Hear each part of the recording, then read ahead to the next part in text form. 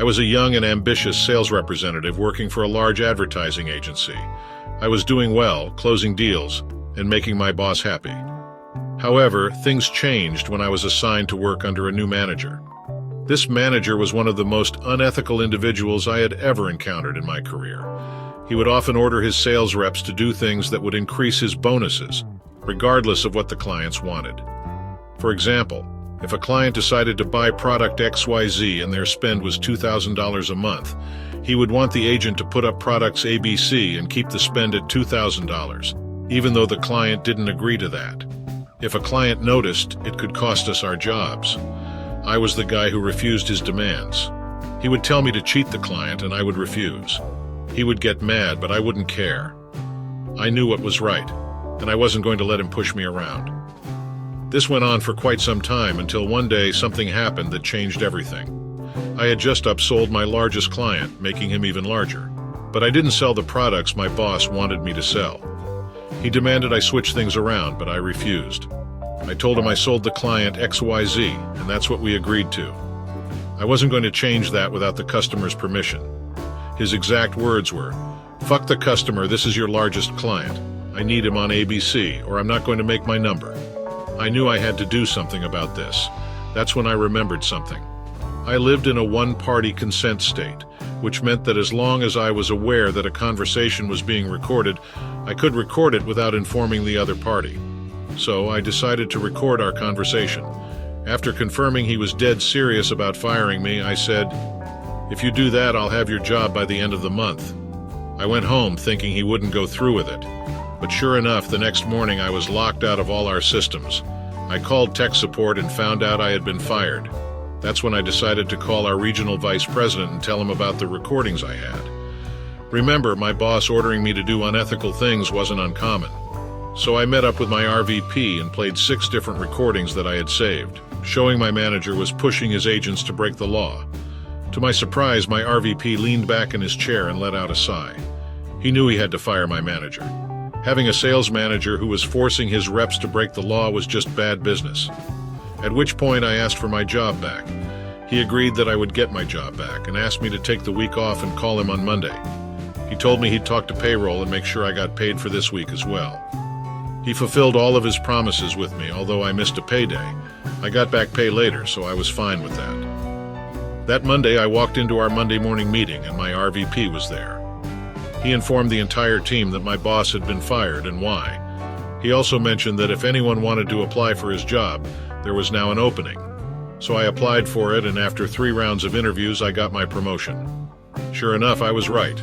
I had my boss's job by the end of the month. It was glorious walking into his office and sitting in his big, comfy chair. During my time as a graduate student in the United States, I had the incredible fortune of meeting a mentor who would go on to shape my career in unimaginable ways. After I completed my studies, he offered me a job at a company where he was the COO, and I jumped at the chance. As an immigrant, my visa was contingent upon being employed, so the stakes were high.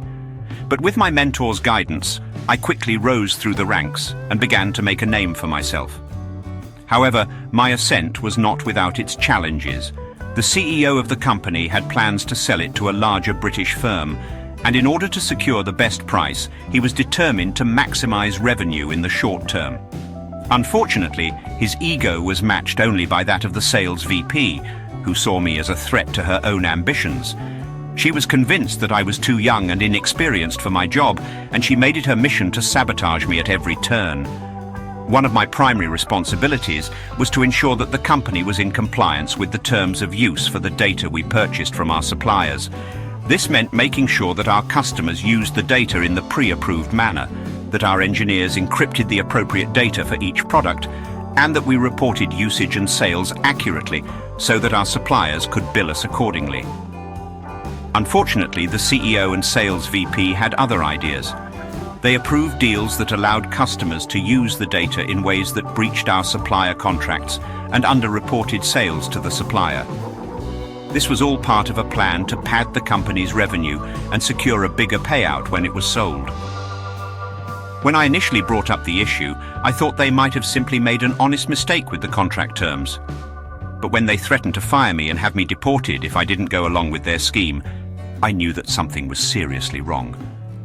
Whistleblowing wasn't an option for me, as the suppliers were not based in the US, and it would only have resulted in my own deportation. And so, I found myself in a difficult position. I knew that what they were doing was wrong, but I also knew that I needed to keep my job if I wanted to stay in the US. Then, one of the suppliers asked to audit our reported sales data. This was a huge problem for the CEO, who knew that the audit would reveal the fraudulent transactions he and the sales VP had approved. He delayed the audit and hid it from the British firm who was set to buy us, hoping that he could keep the deception going just a little while longer. But I was one step ahead of him. I kept meticulous records of every single transaction they made that breached our supplier contracts and underreported sales. And when the British firm finally bought our company, I was one of the few people they decided to keep on board. My relationship with the new owners was strong from the start. They recognized my talent and hard work, and they appreciated the fact that I had been with the company for several years. So when they decided to review the contracts and discovered the audit that the CEO had been hiding, I was ready. I presented the new owners with every single file I had on those fraudulent transactions. The company had been in breach of contract with several suppliers, and I had the paper trail to prove it. The new owners immediately worked with the supplier to address the issue and reimburse them.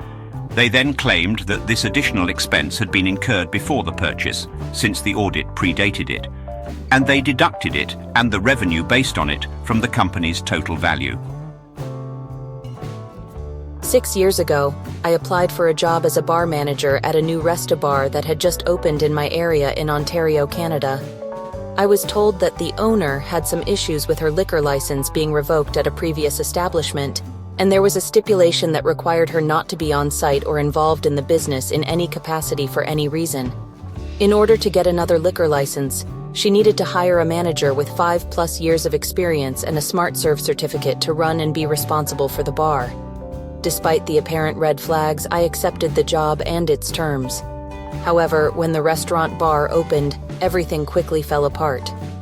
The owner ignored the stipulation and proceeded to micromanage both the kitchen and the front of the house. She stopped scheduling kitchen staff to save money and even worked in the kitchen herself. This led to a drop in food quality. Customers became irate at the long wait times, and word quickly spread in the small town. Eventually, a select few regulars became the only customers.